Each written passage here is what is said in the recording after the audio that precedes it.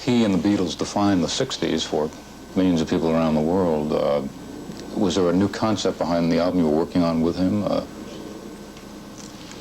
The message for the 80s was to be optimistic, to work with the system, to help yourself, and not to hurt anyone else while you were helping yourself.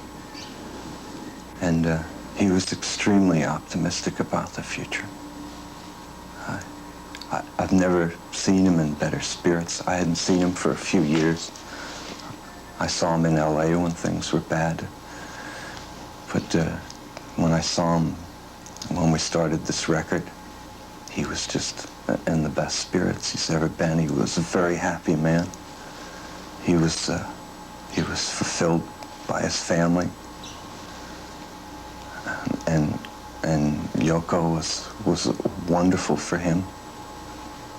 Had taken care of his life. He was just feeling so well that he felt if he could come back from the depths that he was in the mid-70s, that anyone could, that not that he was a guru or he was going to show anyone the way, but he was just really up, and I think he was trying to point out to everyone how important your family is, because that was one of the things that really brought him up, was his son, both of his sons. In fact, one of the cuts on the album is called Cleanup Time, which is what he was trying to tell us. Set an example that it was time to clean ourselves up. Clean up time. Yeah, clean up time. Clean up time. Now, there are those people that I know who are older than I am who felt that, like all figures in rock and roll, John Lennon was a cacophonous imbecile. But clearly, he was not a cacophonous imbecile. He was a remarkable man of extraordinary energy and intelligence. And he simply came from one of the toughest sections of the world, Liverpool, and invaded all of our lives in an original and, as I said a moment ago, irrevocable way. And that's why you find this outpouring.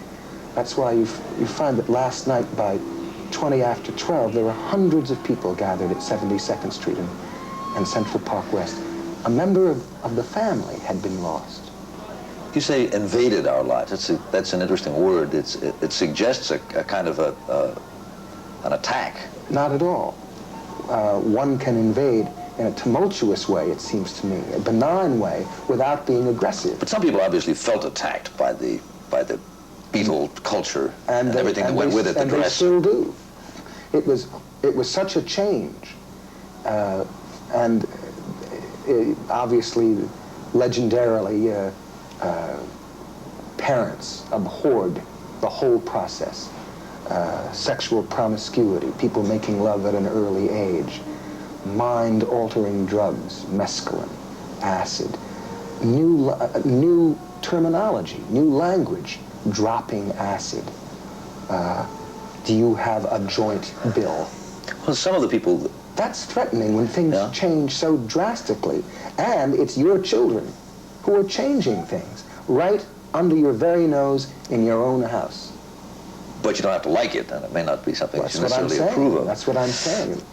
Precisely that. How about the rest of it, the dress and the things quite apart from the music? Well, you know, at the beginning, the Beatles were rather neat. I remember seeing them at the beginning of their elaborate and wonderful career, thinking, well, those fellows are even neater than I am. And I had preceded them just a bit. I had just begun to grow my hair a little long. And I was kind of looking over my shoulder at people and around. I had my eye out for, well, was this okay? I had always felt in my high school years and early college years that I was uncomfortable in my suit and in my tie. And I thought I looked ludicrous in my short hair and my crew cut. I didn't feel comfortable. I didn't feel physically or emotionally comfortable with the way I looked. And suddenly, with the 60s and the eventual late 60s, I came to a very happy moment where I could dress and look the way I felt comfortable. And rock and roll figures helped that along. They kind of confirmed what I knew all along. Aha, this is going to happen someday. John was a very conscious and self-conscious man who knew exactly what he was doing and yet had very profound intuitions and hunches he followed. But what happened to him finally was he sort of suffered some kind of obscure breakdown and wanted to go back and start all over again and be reborn, and literally was reborn, went into primal therapy and screamed and puled like an infant. Then he married a very maternalistic woman. Then he underwent a sort of role reversal business, like Achilles at the spinning wheel, and for 5 years was a sort of male mother to his child, giving that child an experience that he felt he had been denied. And then finally, in his latest record, which is a big hit, he came back really very much to where he stopped recording with Abbey Lane in about 1970, in a very sophisticated, almost parodistic version of his original style. So that his career describes a complete circle or cycle. And I sometimes think that cycle represents the limits of the rock generation. It's a generation that simply could not grow up. They could complicate their adolescence to an extraordinary degree, but finally they hit sort of a bumper and bounced back to where they started, and then the only thing left was to do it all over again. You knew Lennon personally. Again, how much of this came out in the person that you knew? Wonderful man to sit and talk to. One of the very rare celebrities, perhaps the only one I've ever interviewed in a lifetime in journalism, who you could ask anything to and get a very realistic and shrewd answer with no covering up, no copping out, no excuses, no sentimentalizing, no pieties. Just tell it the way it is. A very tough kind of mind. And very tough kind of mind, yet a very human and genuine person, someone who hadn't achieved toughness by killing his emotions. When you look at the Beatles and Lennon, what did he bring to that? He brought the muscle. He brought the brains. He brought the sort of street smart, tough, poor boy in Liverpool attitude. He also brought a lot of the verbal wit and dexterity and the humor and the sort of extravagantly American style. He loved America. He loved New York.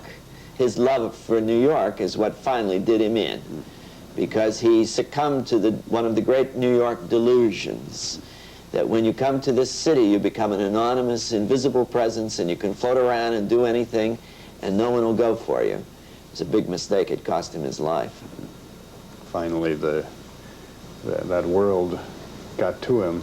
The illusion of being totally invisible in New York is one that draws people and enamors people like John of New York. But it isn't true. You're really in a little village in this town, and you're just as conspicuous as you'd be anywhere else, but you have to be a New Yorker to recognize that. She told me, yes, you can walk on the street, you know. She says, you will be able to walk here, but I would be walking on tense like that, waiting for somebody to say something or jump on me and like that. And it took me 2 years to unwind, I can go right out this door now and go in a restaurant. Do you want to know how great that is?